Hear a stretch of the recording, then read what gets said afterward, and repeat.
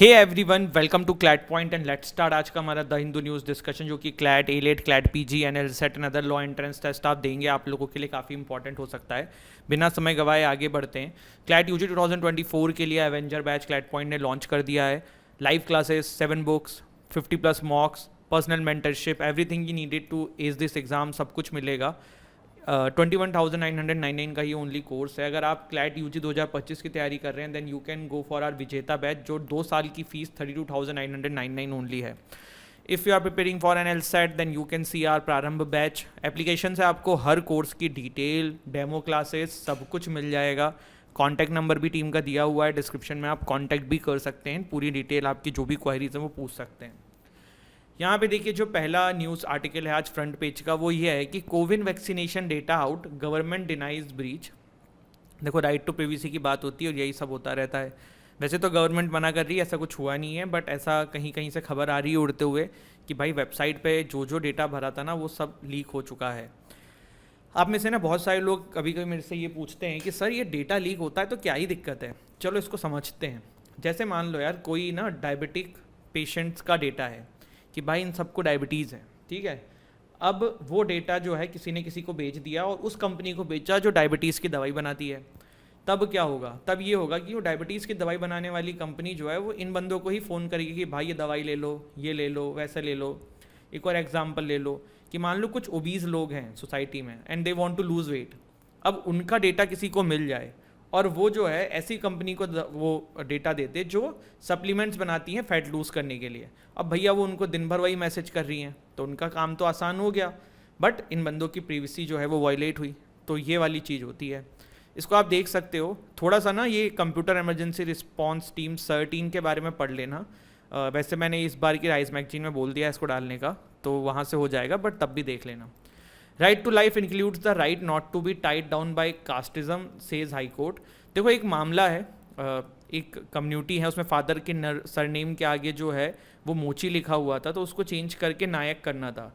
तो आधार कार्ड पे तो ये हो गया था, बट सीबीएसई ने 10th 11th 12th की मार्कशीट पे करने को मना कर दिया था, तो उसको लेके केस डला हुआ था। और हाईकोर्ट ने कहा कि भैया आर्टिकल 21 में ये राइट है कि भाई everyone has right to live with dignity which also includes not to be tied down by कास्टिसिज्म।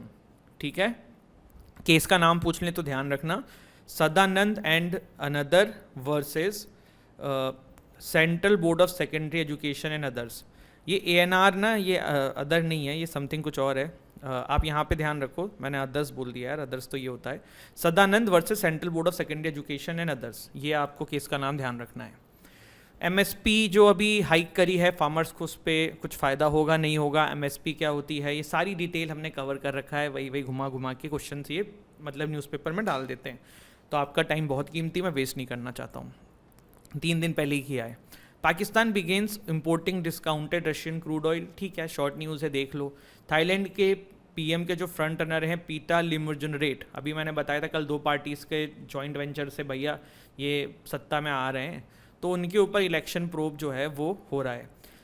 Quiz में कमेंट सेक्शन में कमेंट करिए थाईलैंड की करेंसी एंड कैपिटल, ठीक है। देन यहाँ पे भी कुछ खास का नहीं है, ये है थोड़ा सा समझ लो। PKK supporters convicted of drug trafficking to be sent to Turkey. ये जो PKK सपोर्टर्स हैं ना, ये कहीं ना कहीं कर्दिश मिलिटेंट ग्रुप के भी सपोर्टर्स हैं।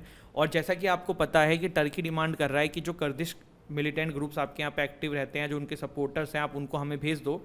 तो उसकी तरफ ये पहला कदम स्वीडन ने उठा दिया है, क्योंकि स्वीडन को नाटो में आना है, तो उसके लिए सारी चीज़ें हो रही हैं। तो आज का क्विज क्वेश्चन मैंने थाईलैंड की करेंसी एंड कैपिटल पूछा है। आप में से बहुत सारे लोग सोच रहे होंगे कि सर ये क्यों पूछते हो, क्लैट में थोड़ा आता है। देखो, ऐसा नहीं है नहीं आता है। पहले तो मतलब कैपिटल करेंसी क्वेश्चन जब पहले पैटर्न होता था GK का, उसमें तो आते ही आते थे। अब क्या हो गया ना, देखो जैसे कोई पैसेज बेस्ड क्वेश्चन आया, अब वो थाईलैंड पे कोई आर्टिकल आया हुआ है तो पूछा जा सकता है करेंसी क्या है थाईलैंड की, ठीक है, तो पता होना चाहिए। फिर अभी देखिए, कुछ दिन पहले 350th कॉरोनेशन एनिवर्सरी जो है छत्रपति शिवाजी महाराज की रायगढ़ में सेलिब्रेट करी गई थी।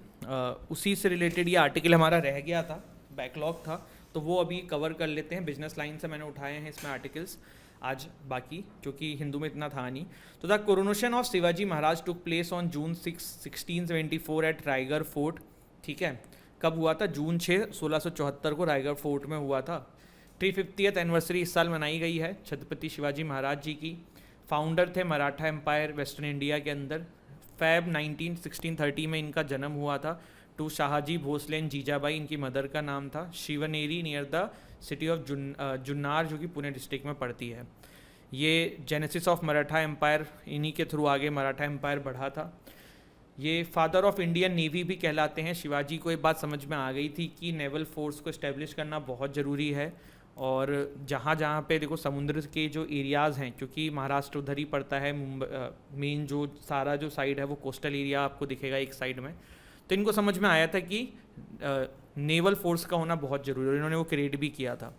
बहुत ही सेकुलर रूलर थे। इनके फोर्स के अंदर आपको मुस्लिम सोल्जर्स तक भी नज़र आते थे, और वुमेन राइट्स के लिए भी बहुत आवाज़ उठाते थे। और अगर कोई भी इनके समाज में, इनके समय में कोई भी वुमेन्स के ऊपर कुछ भी करते हुए पाया जाता था, उनके ऊपर कोई भी किसी भी तरीके का हरेसमेंट या समथिंग, तो बहुत ही ज़्यादा हीनियस पनिशमेंट दी जाती थी।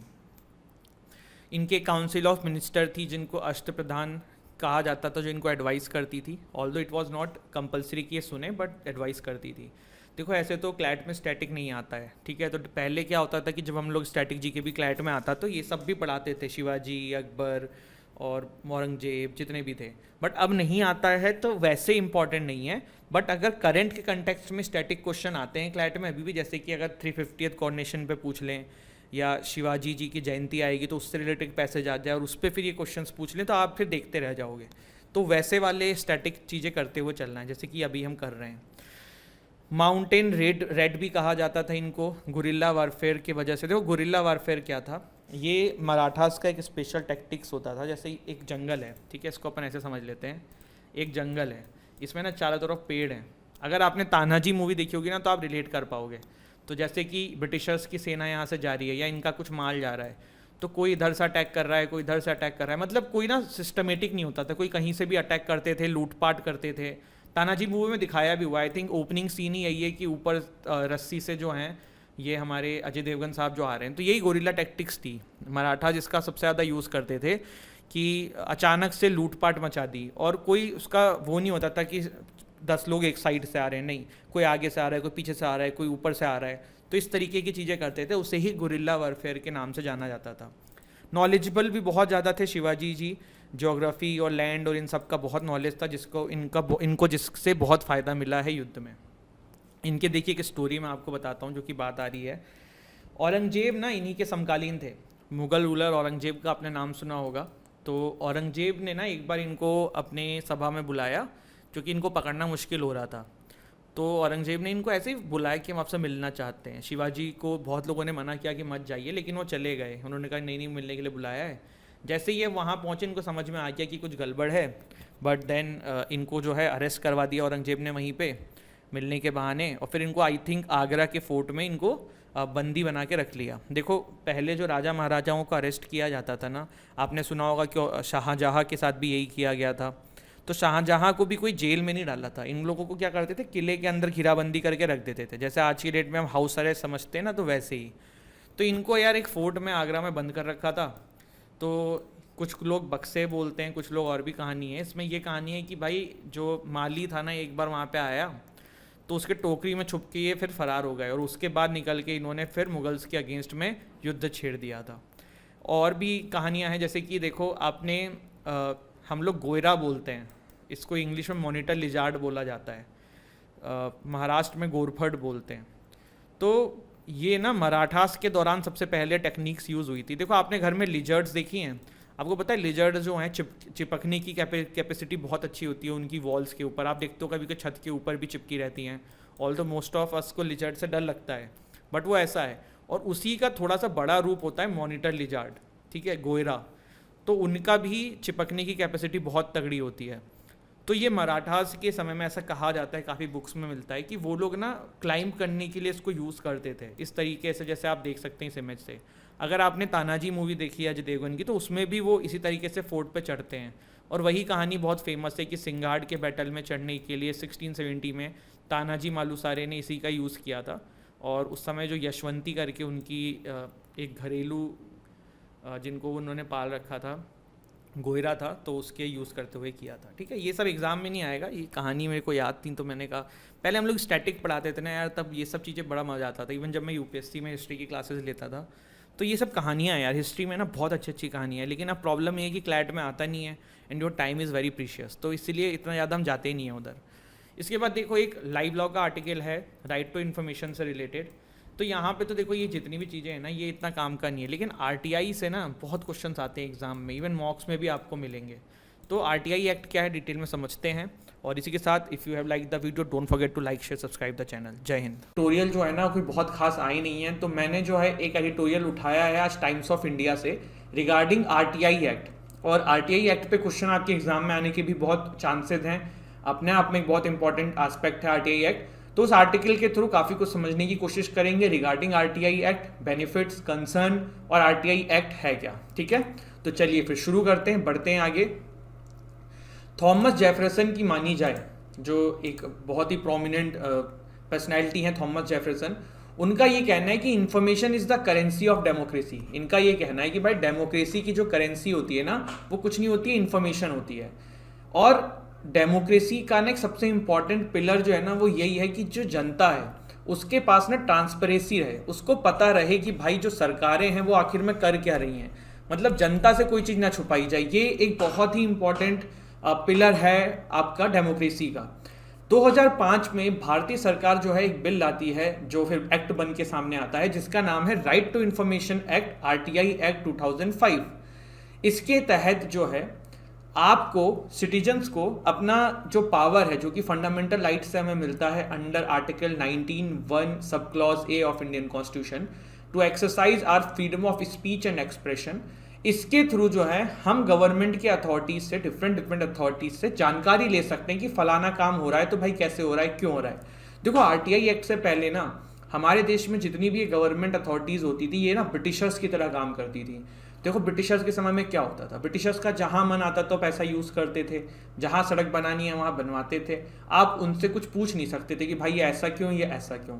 सेम चीज हमारी इंडियन सरकारों में था। 2005 के बाद जितने भी पब्लिक ऑफिसर्स थे उनको एक रिस्पॉन्सिबिलिटी के साथ जवाब देने के लिए आरटीआई एक्ट आया, और ये हमारी जनता को एक बहुत ही अच्छा टूल प्रोवाइड किया गया सरकार के द्वारा, जिससे कि आप जो है आपके जो पब्लिक अथॉरिटीज हैं, आपके जो सरकार है, उनसे पूछ सकते हो समय समय पे कि भाई हम ये जानना चाहते हैं, हम ये जानना चाहते हैं, अगर ये रोड बनी है तो इसमें कितना खर्चा आया है। ये सारी चीज़ें एक एग्जाम्पल मैं आपको बता रहा हूँ। और आरटीआई एक्ट से रिलेटेड बहुत सारी सक्सेस स्टोरीज हैं, ना जाने कितने स्कैम इससे निकले हैं, ना जाने कितनी बातें इससे निकल के आती हैं, तो वो एक अपने आप में बहुत बड़ी चीज़ है। आरटीआई एक्ट जो है वो ये आपको राइट प्रोवाइड करता है कि timely disclosure of information to citizens किया जाए by union and state public authorities. It empowers the citizens to promote accountability and transparency, क्योंकि आपके पास ये टूल रहेगा कि आप जो है वो क्रॉस चेक कर सकते हो सरकारी अथॉरिटीज से कि भाई ऐसा क्यों, ऐसा क्यों, तो वो लोग भी डरेंगे, अकाउंटेबल होंगे और transparency will also be there.